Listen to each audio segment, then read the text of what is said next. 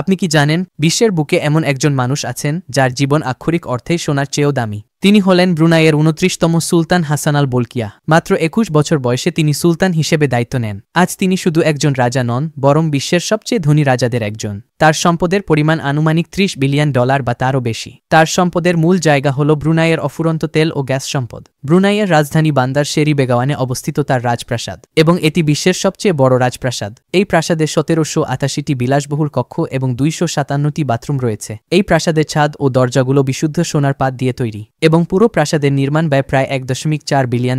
সুলতানের গাড়ির প্রতি ভালোবাসা অনেক বেশি। তার ব্যক্তিগত গ্যারেজে রয়েছে ৭,০০০টিরও বেশি গাড়ি, যার মূল্য প্রায় $৫০০ কোটি মার্কিন।